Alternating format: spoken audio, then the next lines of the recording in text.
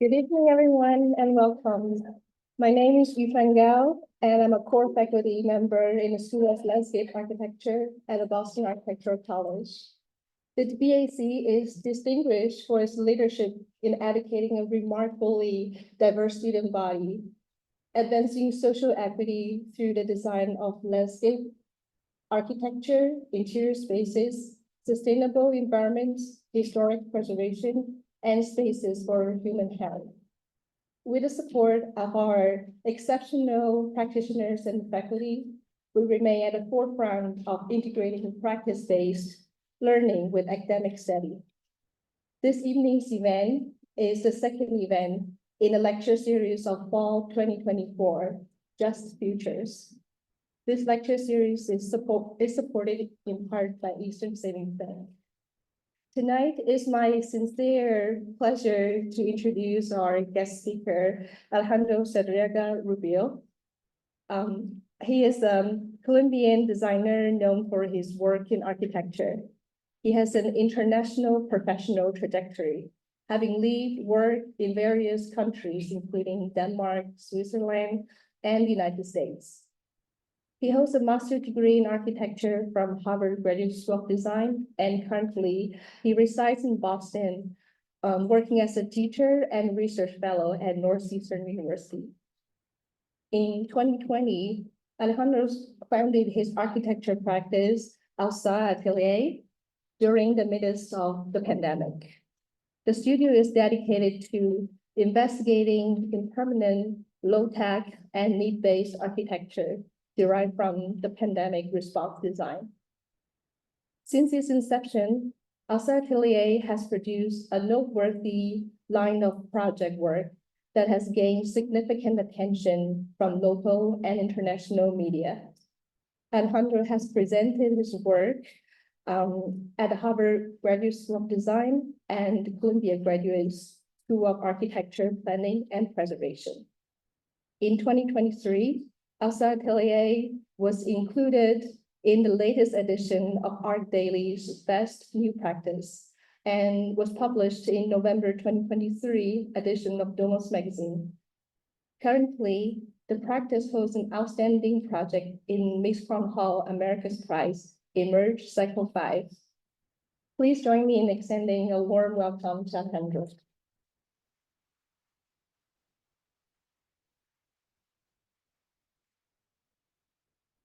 Hello.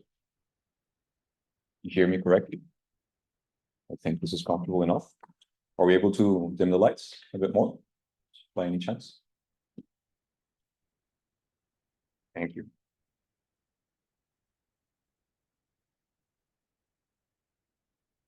Maybe this one here. Either all the way or not, it will flicker.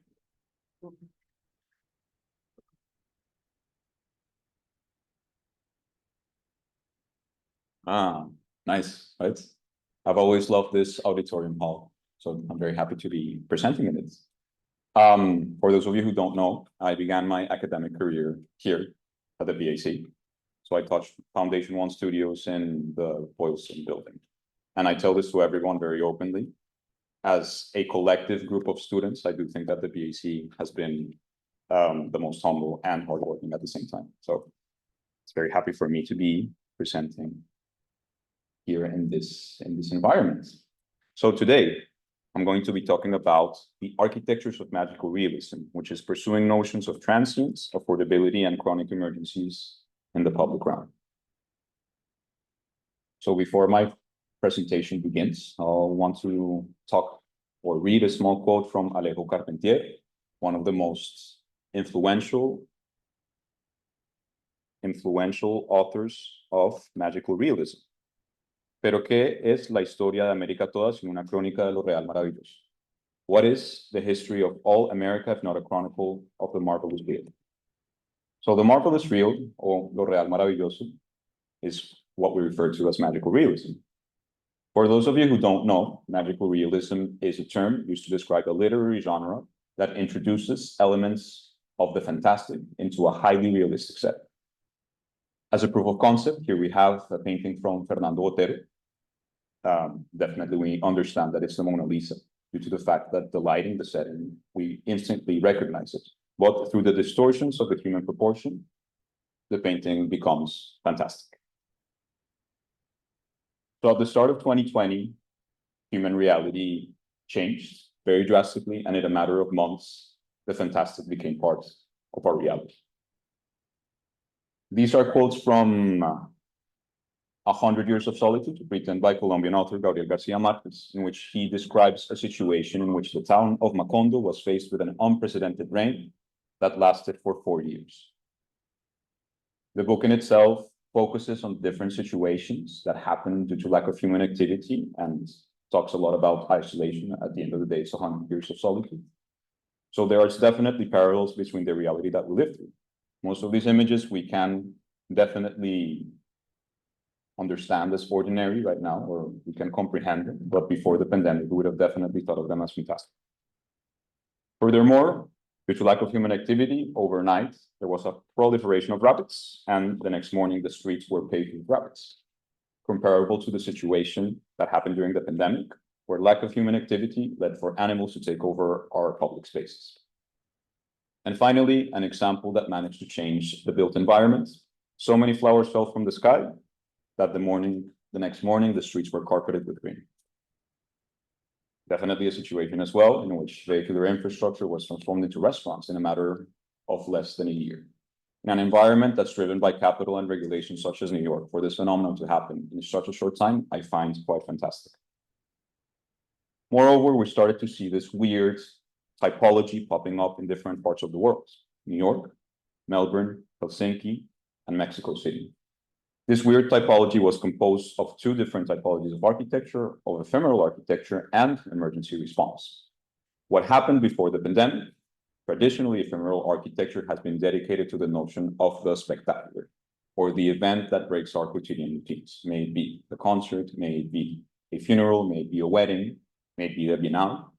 And you can see here a great example of the ephemeral city, the Cumbera. So ephemeral architecture has always been about the spectacular. On the other hand, we have emergency response architecture that traditionally has been dedicated to the notion of the shelter. The reason behind this, it's because emergency response architecture is meant to tackle, or used to tackle, acute crises, which is earthquakes, floods, mass migration, in which definitely the program that is needed immediately is the notion of the shelter. During the pandemic, both of these architectures became one. Ephemeral architecture was not about the spectacular anymore. It was about creating quotidian programs, creating schools, creating restaurants, and emergency response was not about the shelter anymore. It was about publicness. So this reflection has led me to ask this question: could a post-pandemic design methodology emerge from the state of magical realism that humanity lived through and be reapplied to the chronic crises of the public realm? As such, and after a very long time, I've managed to develop this methodology, which is essentially a framework in which I compose projects right now, which is, or at least consists of 3 different rules that also stem out of magical realism to create an architecture that responds to the chronic problematics of the built realm.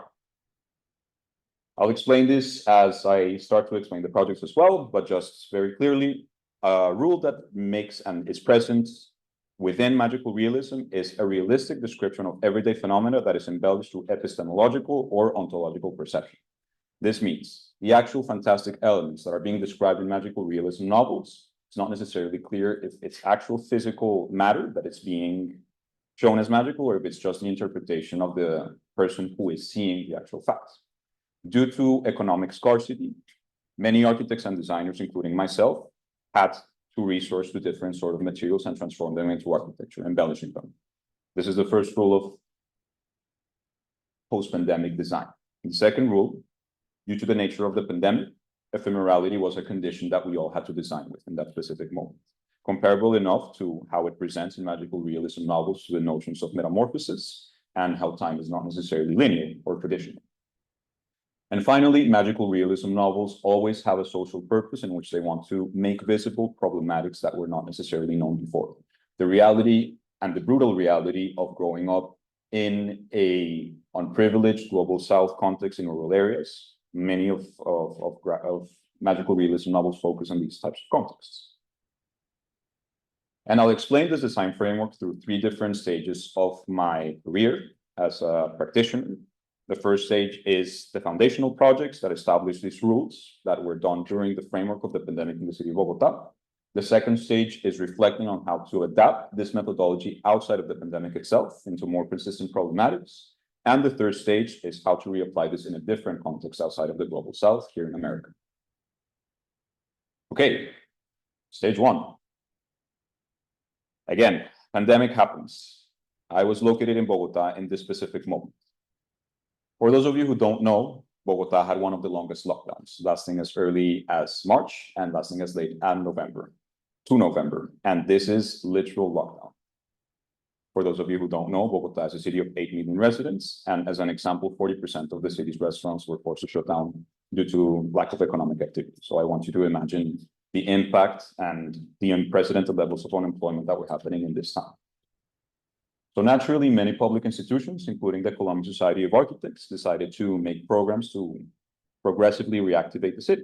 This one was named the COVID Challenge, which summoned architects and designers under 40 years old to donate ideas to reactivate different types of buildings in the city. No winners, just recognition of best proposals.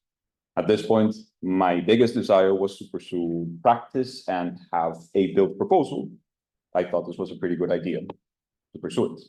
And I knew my best chance in generating something built was acknowledging the fact that there was no resources to invest in new architecture. So the closer I could get to a free design, the closer the proposal could get built. Architecture traditionally is a discipline that's tied down to capital. That's just the way it works, and it has worked. And through precedent analysis, I just had to step out of this realm a bit more. So I arrived to this precedents that our land art definitely speak to the reality of the spatial differentiation or the strategies of spatial differentiation during the pandemic, decades before the pandemic happens, just creating a demarcation of space to a floor condition, and most importantly, rearranging natural matter. I thought this was a good place to start. What are the natural landscapes in cities? Urban parks. What is the matter present in all urban parks? Obviously, it's grass. Most importantly, understanding that grass is a plant that grows and needs to be mowed on a regular basis, regardless of a pandemic happening or not.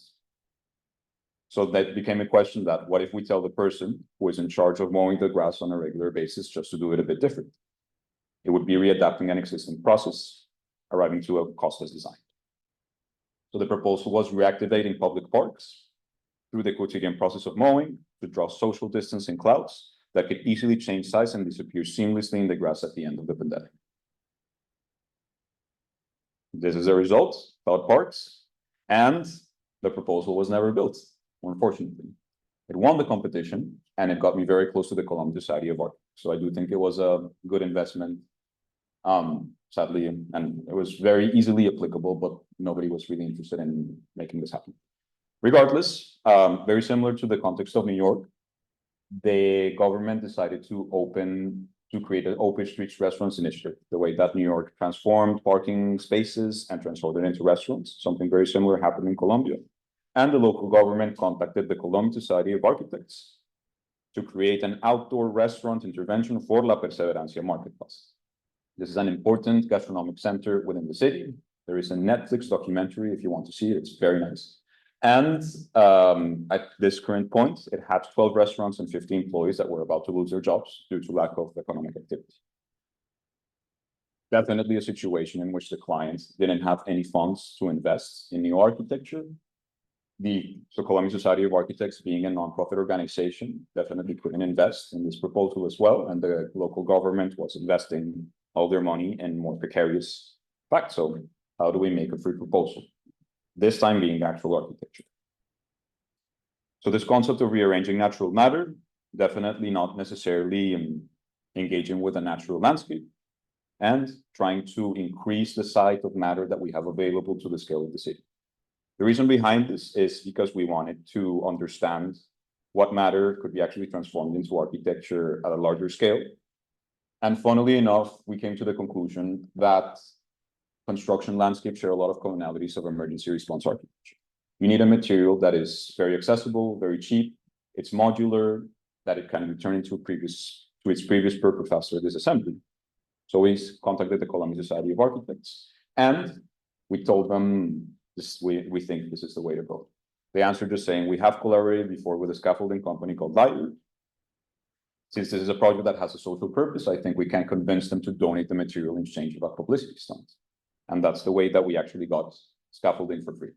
While scaffolding is not necessarily a material that is permanent, and it's not the same as investment as building with steel, concrete, other materials, it is a material that is expensive in terms of rent, of time that you have it, transportation, and the center. All of this was donated by the company itself. So we had essentially the project development already prepared before we actually started designing, in which we contacted the company and asked them what they needed. Due to social distancing regulations in the public space, they would only be able to have 7 tables, so they just needed more influx to reactivate fully their gastronomic services. So very simply, the solution was to densify in a vertical axis. And I'd like to reflect this, or to think about this a bit more, if it was the material itself that led to the vertical distancing concept, or to the spatial concept, as scaffolding in its essence, it's a material that is dedicated, or its sole purpose is to go in a vertical axis very quickly and easily. Regardless, the project in itself, I do think it did not have much creative effort. It was just a rigorous understanding of the economic conditions of the project, the conditions of sites, and the creative decisions, like mostly on the scalloped roof facade, and also maybe making an inhabitable staircase. I just like to show this proposal because it's the project that officially launched my career as an independent designer. It was widely valued by the society. And here I want to talk about one of the first rules of magical realism, which is embellishment of the ordinary. Colombia is a very traditional culture in terms of architecture design. While scaffolding has been used before between a spectacular context, what we're talking about again, an expo, a concert, this material was never used in our regular program like a restaurant. So we weren't necessarily sure how people were going to understand it. Funnily enough, it was being referred to by users either as a forest or a park. So while you heard about it, people were describing this, oh, there's an intervention that looks like a park. And it's, at the end of the day, it's scaffolding. So we come to this notion of embellishment of the ordinary or magical realism. Okay, the last of the pandemic projects. I was working with my ex-business partner called Germán Bahamón, and we didn't want to wait for a new client. So when Easter came about, or as we refer to it in Colombia, the Holy Week, for those of you who come from South America, I don't need to explain the importance that religion holds in our culture, and I thought this was a good way to intervene for this type of architecture of magical realism. We didn't wait for a client. We sent a letter directly to the organization telling them this is the type of stuff we do. We want to give you a free open air chapel. And they contacted us directly with Santa Maria de la Alhambra Church, which is a community of senior citizens that were having their congregation space inside this house. Of course, they couldn't have it anymore due to pandemic. So they were having their ceremonies outside in the open with plastic chairs and a megaphone. The project became even more important in the specific situation because for senior citizens, going to church is not only a matter of faith, it's also a matter of mental health and socialization because they already exist in a relative state of isolation. The only thing is that we managed to get the rent of this semi-public private space were only for 4 days. The people who managed the parking lot were not the most generous bunch. Okay, so this extreme condition of ephemerality was very restrictive in terms of material choices. While scaffolding does accept some ephemerality and quick assembly, it would not comply with 4 days. So we turned to another material that was similar enough, which is called concrete formwork. As all of you know, concrete is a material that comes in liquid format and it needs a box to turn into a solid state. This happens in every construction in every part of the world. And of course, it has standardized systems to help this process happen. Which one of these looks more like architecture? Well, inhabitable at least, the horizontal one. And it definitely has an assembly time that it's between 12 and 24 hours, which was compliant with the extreme requirements of ephemerality that we needed. It's already creating a relatively cool atmosphere. We contacted another company with the same narrative saying that this is a social proposal, donate the material for us. They gave us the construction, the transportation, and the material, and they even painted it white for us as well. So here I started to understand the value of social capital.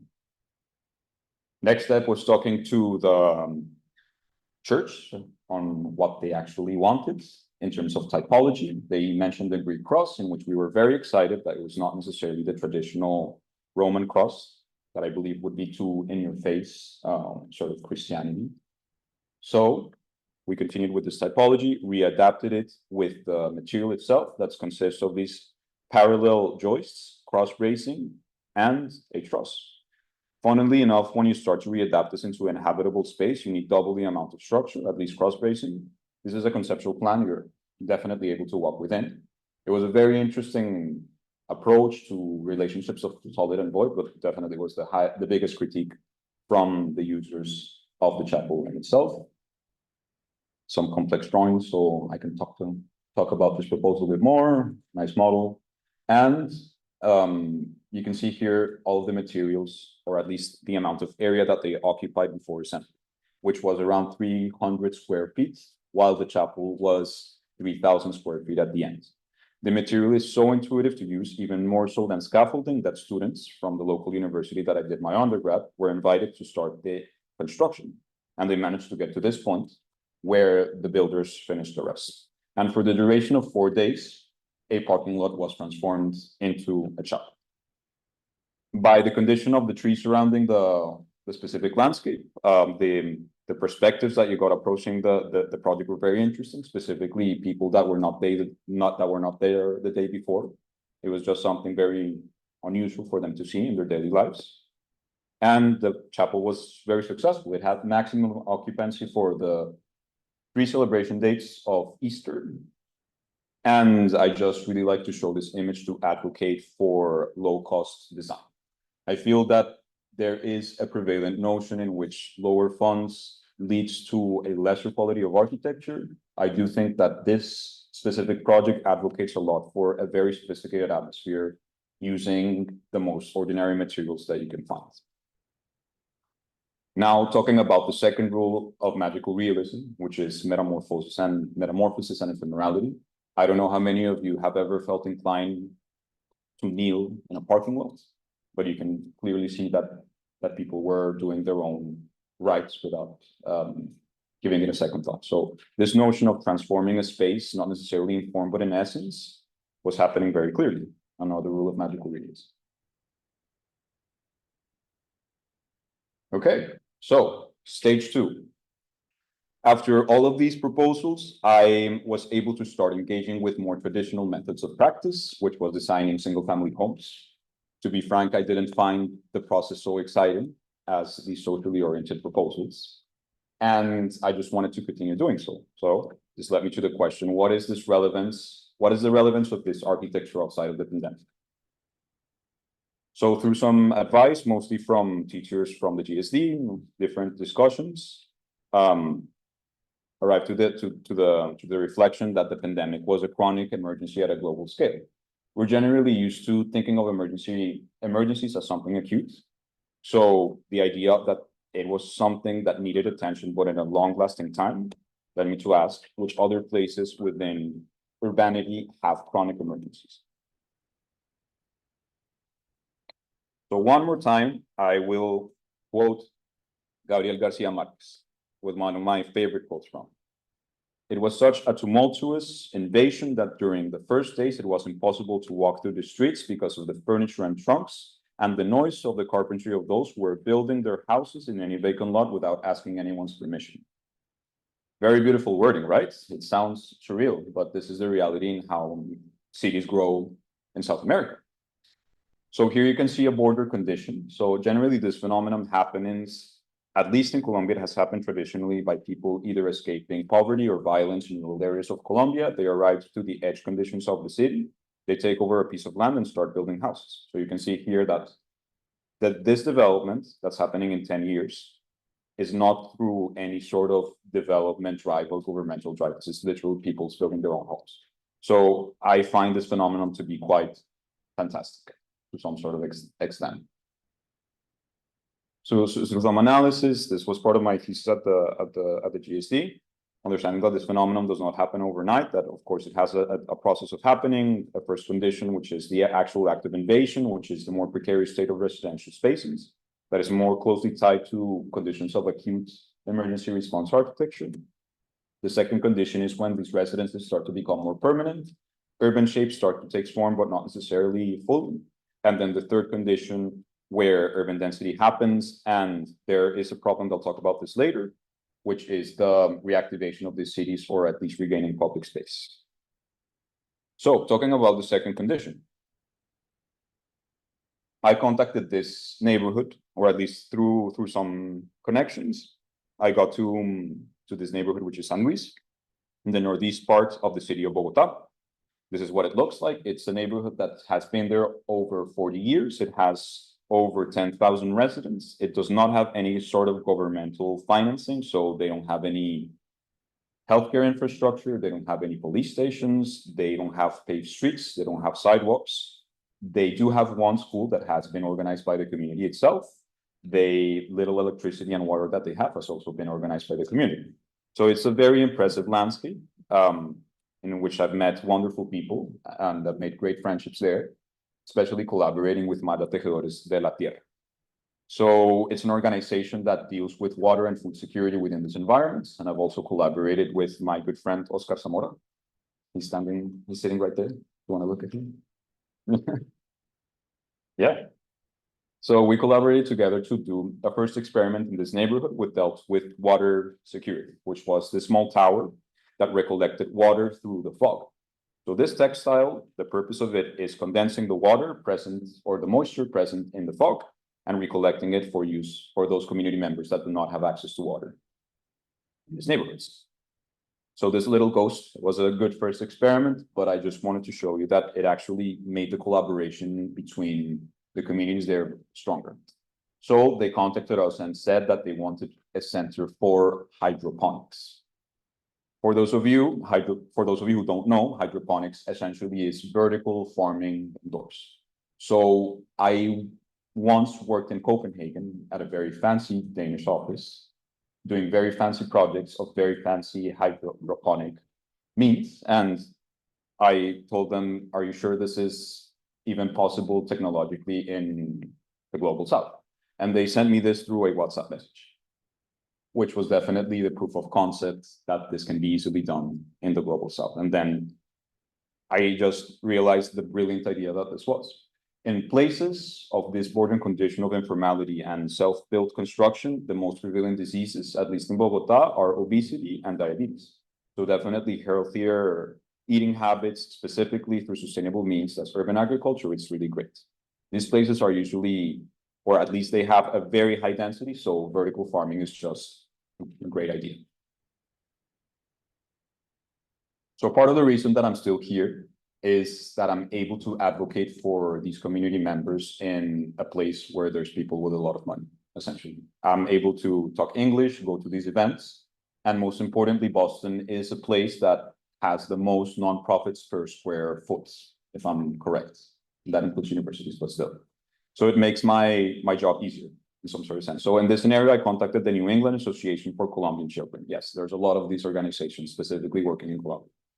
And I presented the project, advocated for the community. We were able to raise $20,000 in one night. So here I am expanding the role of or definition as an architect. And I think each one of you who might pursue practice, specifically with a social purpose, you need to become an advocate for the context that you're in. So yeah, we got $20,000. Nice. But at the same time, it's not a lot of funds to create permanent architecture, or at least temporary, semi-permanent architecture. So going back to this knowledge, funnily enough, we did the calculation with scaffolding. Scaffolding is not cheap when you want to buy it, actually, specifically, and also with the concrete formula. It's great to rent, but not necessarily to own. So we asked what type of this design logic is designed for economic efficiency. Through some reflection, going to a very consumerist and capitalist environment that's driven by money or at least at the end of the day, department stores. Department stores want to sell you a lot of stuff. For them to sell you a lot of stuff, they need to store a lot of stuff. So for them to store a lot of stuff, they need a material that is as structurally efficient, as light, as cheap, and as easily assemblable and disassemblable as possible. which is the industrial racking system. And you can see here that at some point, due to the scale, it just becomes inhabitable. So it was just a matter of, okay, let's buy this. It's already prefabricated. You can buy it off Amazon, essentially. Let's put it inside a truck and let's take it to a self-built neighborhood in Bogota. So this is how the hydroponics design came to happen. There's a first floor of water recollection, second floor for hydroponics, and a first floor that's more public, that is meant to familiarize the community members of the neighborhood with the whole idea of hydroponics, the importance of healthy eating habits, how to cook the vegetables that are present in these neighborhoods, and also how to post-process these vegetables into commercializable products. Most importantly, most of these open spaces in these neighborhoods have a wall condition, regardless if it's in the front or in the back, that can easily be transformed into an outdoor workspace. So yeah, this is the section that explains the actual hydraulic infrastructure that didn't end happening, unfortunately. The hydroponic that is currently working very well, and the first floor that is dedicated for learning as well. We also collaborated, again, Oscar, with Jasmine Crespo, that I'm just remembering now that I didn't involve her in the presentation. So I'll do a shout out instead. Okay. I'll talk about the concept of ownership in these informal landscapes, which is a very important part. Most of the people that are residing in the lots, through dynamics that are very complex, do not own the land. So they are renting the land that they're in. A good thing with this module is that even though the organization owns the material itself, it could be disassembled and taken elsewhere. If they arrive to a place that it's bigger, they could expand it, or if they arrive to a place that is smaller, they can shrink it down. And these are some of the images of the models that my research assistants at Northeastern are helping me build. One of them is right here. Thank you for coming. Yeah. Thank you. And some images of the actual construction of the module. The project is still ongoing. We're still finishing some details and the plants are starting to grow. But again, just to show you a proof of concept, also how it's starting to stand out in the self-built environment through color as well, an industrial color, facade putting up, and then the community starting to inhabit this module and also the plants starting to grow. But the project already has gotten attention from international media without having finished its construction, which hasn't happened before, which is nice. Okay. The second project of the Colombian pandemic, or the readapted pandemic logic in the Colombian context, dealing with the third condition of informality. The concept of ownership of land. These are very complex dynamics that more often than not, through means of violence, people end up owning large pieces of land within this environment. So when it's so complex to know that there's somebody living there who doesn't own the land, and it might be somebody who is not easy to find, the question, or the ongoing question within this environment, is how to reintroduce public and cultural programs into these types of neighborhoods. So recently I was contacted by a local community theater that had been renting out a space, which is a tejo field. For those of you who don't know, tejo is the Colombian national sport that I argue is just an excuse for drinking beer, in which you take a heavy object, you throw the heavy object into a mountain of clay. The clay has some sort of fireworks, and if the heavy object hits the fireworks and it sounds very loudly, you drink beer. I make fun of it, but of course I've had a lot of fun playing this game while I was growing up. So this is what it looks like. This is what a field looks like. Definitely it's open space that is very flexible. So what has been happening is that the people who are managing the space started to run a community theater inside, which is very interesting. And it has grown so much that they have actually accessed some funds to do an adaptive reuse proposal. Funnily enough, they didn't want to invest in something permanent because they knew they're not the owners of the land. So they wanted to do some sort of ephemeral design, which they contacted me, which was very nice as well. And again, through the knowledge, this has been more of a traditional design process with clients, and we've gotten to this list of materials that we're using. So all of what you're going to see is made out of this different materials. It's very exciting that I'm starting to engage with adaptive reuse. I think it's an ongoing narrative between academia, if we should actually build more in an already oversaturated environment, and socioeconomic problematics. So this adaptive reuse proposal is also impermanent, which I do think is the next stretch of the proposal that allows a multi-use program. Definitely using these modules that leaves an open place for Tejo Theater that densifies the floor. Again, I believe that you can see how each of these projects have built on top of each other. Okay, shout out, there's somebody here who did the diagrams. There you go, amazing, another research student that noticed. Okay, so the project is made out of 4 different modules: an entrance, to indicate that something different is going on, but not necessarily requiring a permit application. Building permit application. First module that introduces a balcony, a cafe, and a library. Another module that introduces as well a balcony and some offices if you want to either watch Tejo and drink beer, or actually watch the theater and I guess drink beer as well. And a final module that is dedicated for a stage and also storage for the stage. And these are some of the images of the ongoing process. Definitely this door that readapts, again, embellishment of the ordinary, readapting concrete formwork, at least the vertical ones as well. And again, this is just a proposal that takes an empty shell and readapts it with color and light structures, at least. I don't know how closely it's going to look like this, but still, we'll see. And the way that we introduce some sort of the theatrical tectonics to this proposal is through these chain curtains. At the end of the day, this was the cheapest material that we could find. And also it allows for this private and public relationships that are interesting, and they're also quite movable and dynamic and long lasting as well. Okay, now we arrive to the final stage, which is how I'm pursuing practice within America. Since I'm here full time, I'm a visiting assistant professor at Northeastern. I believe I'm going to be here a while. So of course, it was an interest of mine to pursue practicing within this context. Understanding that I've traditionally been working in the global South in emergency response, I was looking for opportunities that speak to chronic problematics. And I found very quickly an opportunity here in the city of Cambridge that they've wanting to mitigate inequities in urban planning through temporary shading structures, which very quickly made me realize that chronic problematics exists, regardless of a developed context or country or geographically. So this is Claudia Sarauza, which is the organizer of this competition called Shade is Social Justice, in which they invited 6 different artists and architects to design temporary shading structures within Cambridge for underrepresented communities. So I got the competition through the built work, which was very exciting for me as well. And I was assigned a site right here, Russell Fields. For those of you who are familiar with Cambridge, this is the Alewife station, which is the end and the last stop of the Red Line. But most importantly, this park has as a neighbor the Ringe Towers. The Ringe Towers are a massive multi-family housing project. And through different dynamics, it has ended up, or a large population of Bangladeshi immigrants have ended up living in these spaces.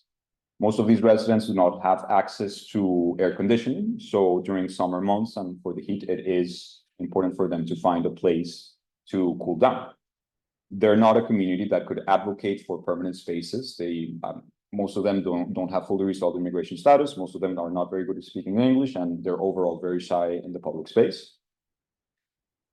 And the park that they have adjoining is dedicated mostly to a sports infrastructure for a school that's close by, which at the end of the day is great.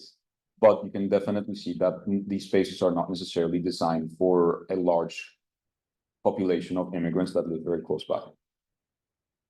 So then we decided to design the project. This was through the collaboration of the Cambridge Department of Public Works. With these types of organizations, you need to have them as a friend for project realization.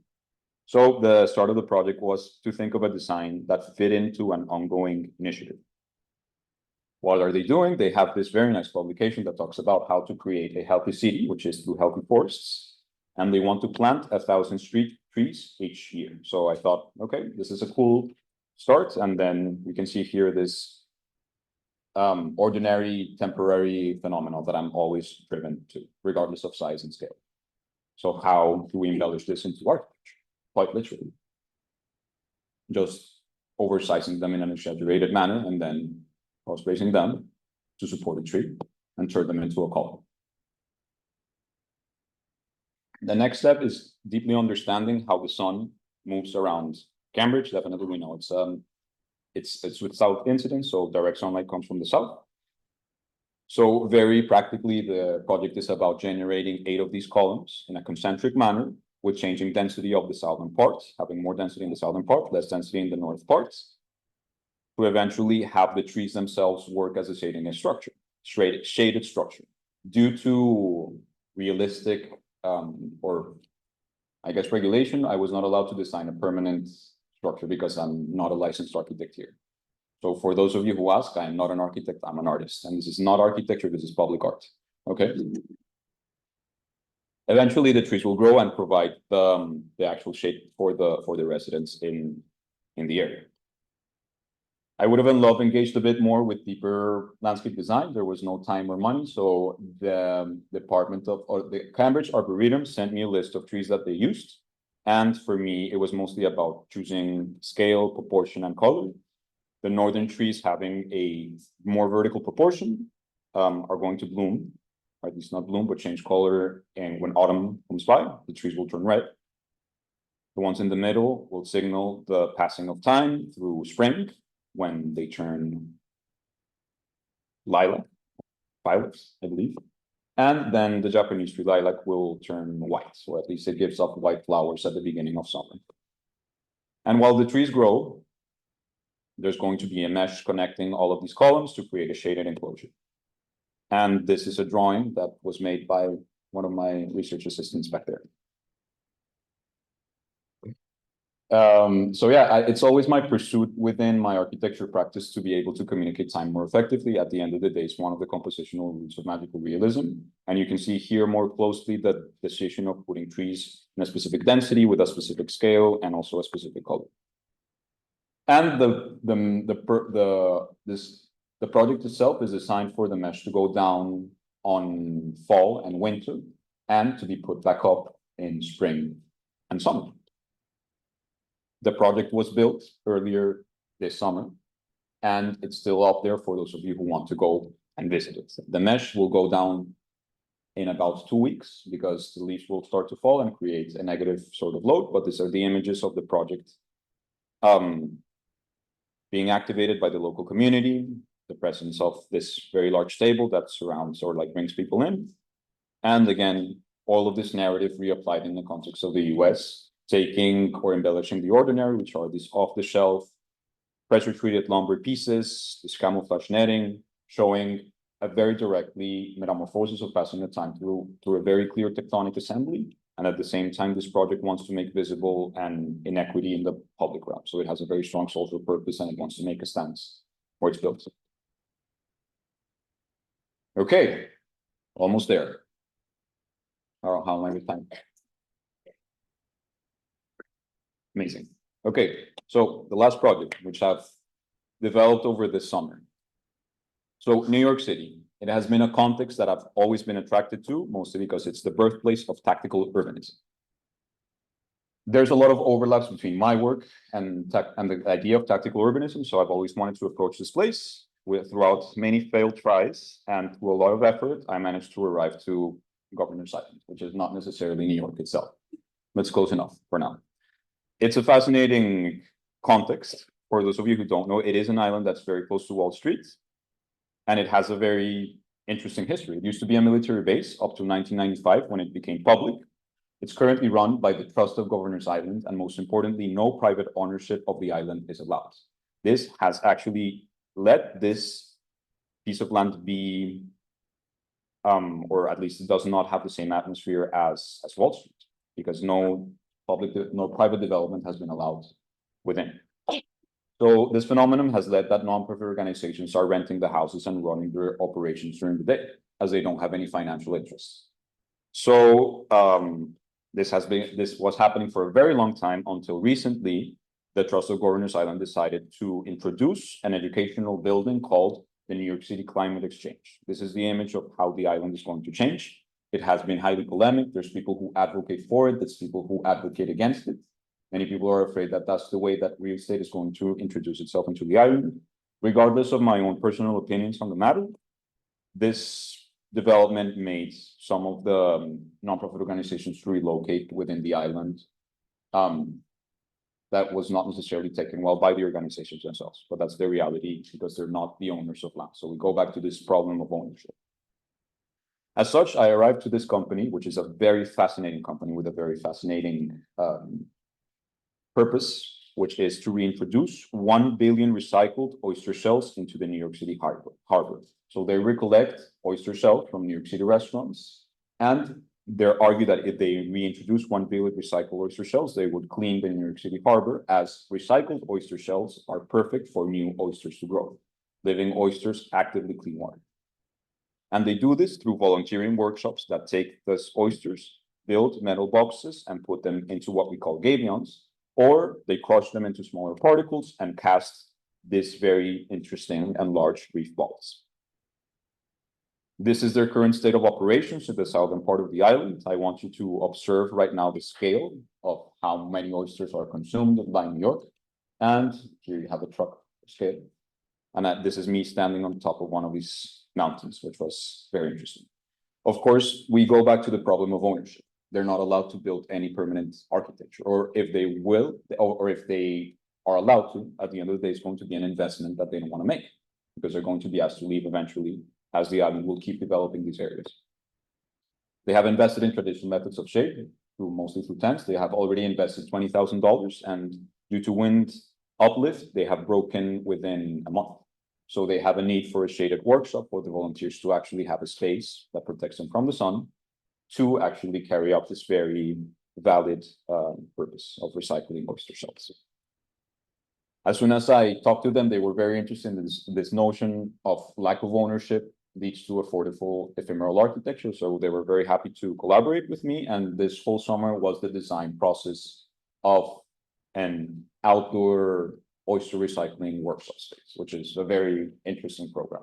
And of course, I've been very excited to collaborate with this company because this hasn't happened to me before, in which the company has the matter to be rearranged and embellished already there in their own site. So you can see the amount of reef pods that they have, the amount of cages that they have, and you've already seen the amount of oyster shells that they currently have. So the design process was fairly simple, just starting to do these sculptural objects to understand how this ordinary matter could be transformed into architecture. And after some experiments, we arrived to an A-frame typology, mostly because the oyster gabions could be used as a shading device and also used as a facade. The company is relatively young, so they are also interested in generating an architectural identity that also correlates with the values that they represent. It was also an interesting exercise, also done by research assistants here, in which we drew the programs that were happening there, that I don't know if this has happened so precisely before, but try to understand the amount of people that were there and their workflow, in which they have a gathering space to explain what's going to happen the rest of the volunteering service. Some access, so forklifts can actually bring oysters from the oyster shell pile, an industrial washing station, and a space for gabion assembly, a space to cast these huge concrete prefabricated elements, and also a space that has access from a forklift, and then a small storage space for them to be taken away. Another drawing, and then some pictures of the model. The process, this project is interesting because the Billion Oysters project is a relatively large organization. They themselves don't have funds, but at the same time, they do a lot of fundraising events. So currently, right now, this project is in permitting process within the island. Once it happens, this model will be exhibited in the fundraisers that they have. So it will be an in-house fundraising exercise, which is, again, never happened before. These are some of the images. I'm very excited to see this happen in full scale. The materials are already there. And so to convince the people of actually building this came with a facade prototype. Again, since the materials are already there and they are very solid infrastructures, we were able to build this and assemble and disassemble it in less than a day, just to our proof of concept on what's going to happen. Again, this is a project that wants to showcase problematics of ownership in the public realm, inequities that usually happen as well to nonprofit organizations, that drive to an ephemeral and dry tectonic that at the same time recycles beautiful materials or embellishes materials that we are considered organic. So I leave you again with Alejo Carpentier. What is the history of all America, if not a chronicle of the marvelous real? Thank you very much.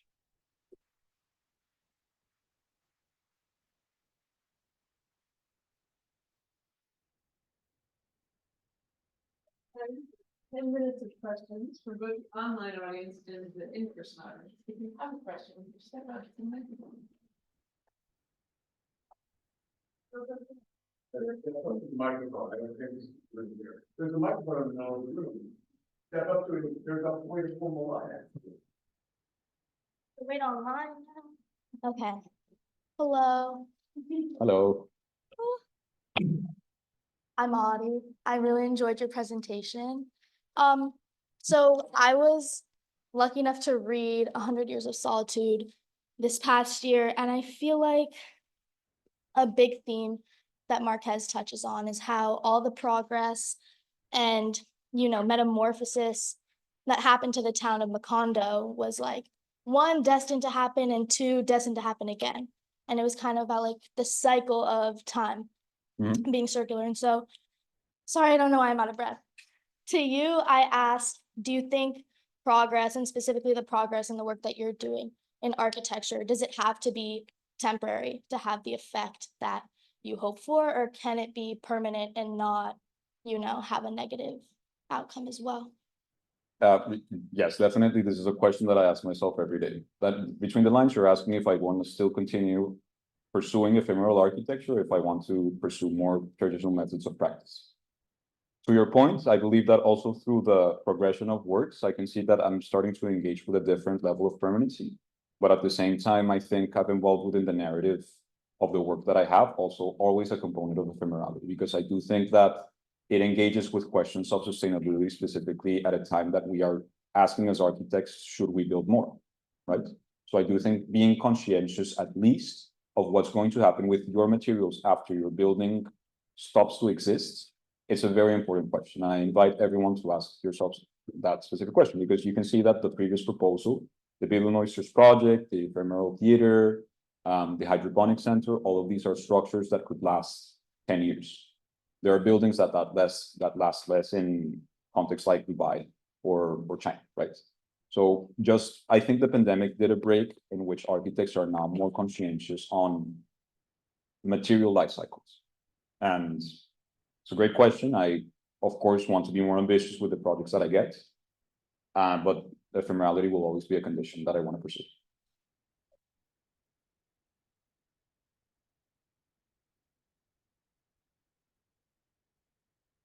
Hi, my name is Leo. I'm a final year student of architecture here at the BAC.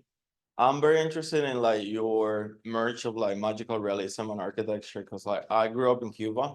So like, magical realism was like the literature that we like grew up reading for majority of the time. My question is more of like, if you have like any advice, or like I'm interested in hear about like, how do you cope magical realism? Like, I think the beauty of it is like, it exists without like being highly specific, but also within like the need of explanation of the things that are happening. And architecture, both in practice and academia, it becomes like an act of explaining, right? Like the choices that you've made throughout the process. So how can you like for yourself and like for students, like both practice and academia, inhabit that like a space of like magic, right? Of like the being highly specific, but it's still like exploring that magical space that does not require explanation, and at the same time has like an aspect of like waiting for the public to like, inhabit the space you're creating. That's also a great question, and definitely through the style that I like to talk about my projects, you can very clearly see that I tend to be very rational and organized. But at the same time, the narrative behind magical realism definitely leaves things too up to the imagination, to the point that people argue that it's poetry. This is something that I deeply discussed with my thesis advisor at the GSD, at the Graduate School of Design. Mostly the decision that I feel so strongly about magical realism, it's because not necessarily the narrative behind the projects themselves, but mostly it's a great tool to explain in a sensitive manner the context that I'm addressing, right? To try to make sure that I'm having a sensitive narrative about it, and also engaging with or building on top of a creative lineage of my own culture, right? While magical realism at my early adulthood was not a literary genre that I enjoyed. And right now, it has been a great tool to talk about my work specifically and also connect with something that a lot of people can understand and engage with, specifically within my own context. But to your point, definitely I was at the first time that I presented this narrative of magical realism. I remember that my instructor was just surprised that I have so many graphs in scientific matter. And she was like, no, you need to present this through narrative, quotes, painting a picture. But it's a good question, and I think it'll make me think more about how to talk about these proposals. Thank you. Really? Please, someone stand behind me and get ready to go next. Very fantastic talk, and I'm very, very also impressed with the amazing diagrams and work and your colleagues. You've really assembled an amazing team. And I want to ask a question that I always think of when there isn't a bunch of people rushing to the microphone. For many architects I've asked this to before, feel free to reject the question. And that is, most architects are looking for the next client and like they have an idea of what they wish they were working on in the office. Is there an ideal next project for you? Like if someone came to you, oh, I'm really, out of the blue, very exciting. What would you like to be working on next? I don't know. So again, definitely I like the pursuit of more ambitious projects, whether again, the question of ephemerality or not, I think it's besides the point. I think that the next step is probably going to be another project in the San Luis neighborhood where the hydroponics is happening, potentially having something that is able to host more people or has a larger impact within its context. And to be very frank, while all of these proposals are built in open spaces, I have never built a proposal in public space.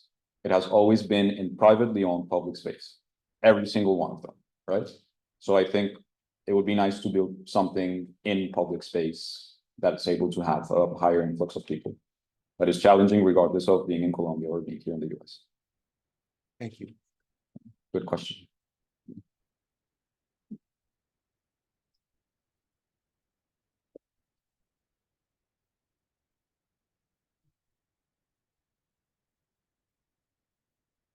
Hi.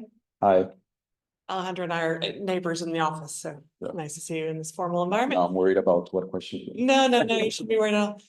I was so struck by the church project and by the wedding together of enduring sacred space and indeed an enduring ancient tradition with the ephemerality, temporary architecture. And in fact, I find wisdom traditions, religious worship, sacred space to be neglected in a kind of contemporary discourse about architecture and unfashionable in academia generally.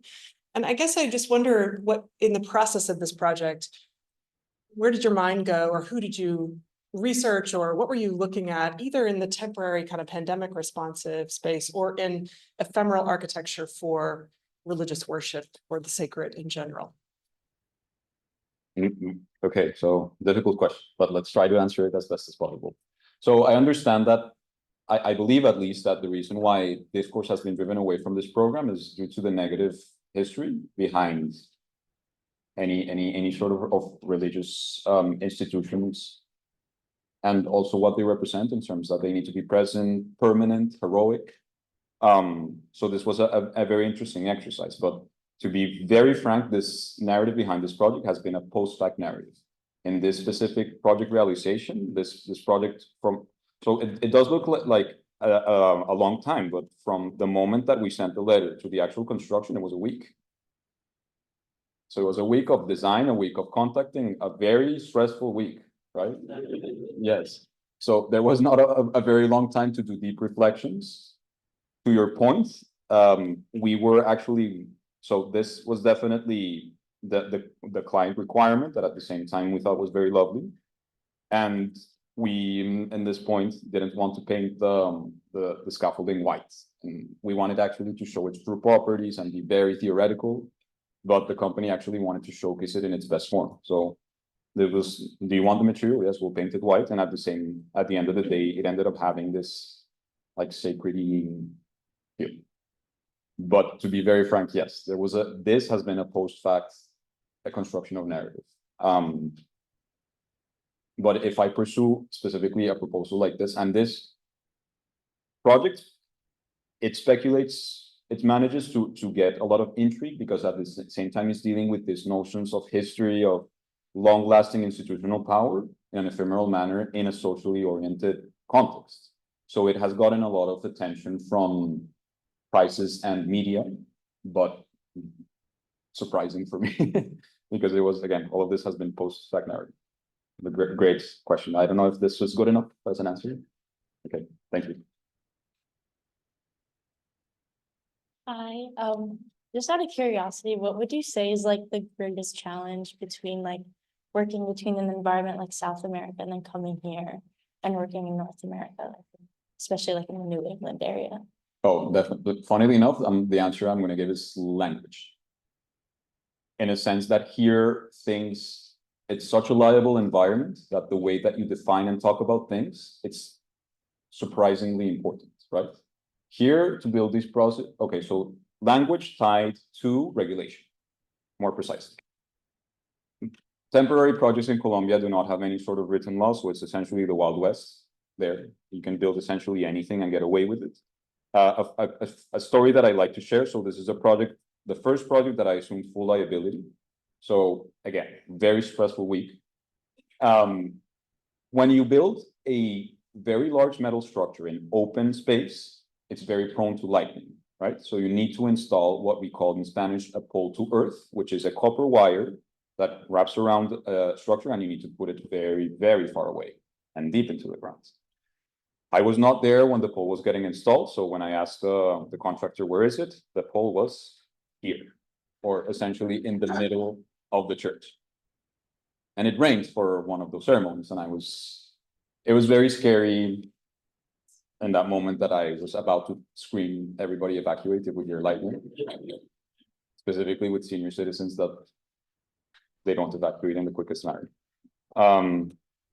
So this is to your point on how these very large dangerous spaces can happen. So definitely the US has been a very controlled space. And again, this comes back to the moment in which how can I find opportunities of practice? Because I can't necessarily intervene public space if I'm an architect, right? Regardless if I'm doing architecture, because at the end of the day, I do think that in a context of Colombia, this project is unarguably a piece of architecture, right? But instead here, if I refer to it as public art and I refer to myself as an artist, I'm able to intervene in the public realm. So this has been wildly different, at least. In Colombia, regardless if you actually refer to these as columns or tree sticks, it does not matter. It's a very large object that can fall in and harm you, right?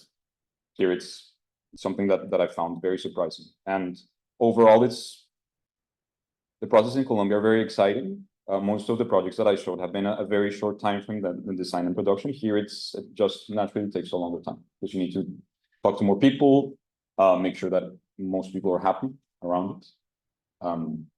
But yeah, thank you for the question.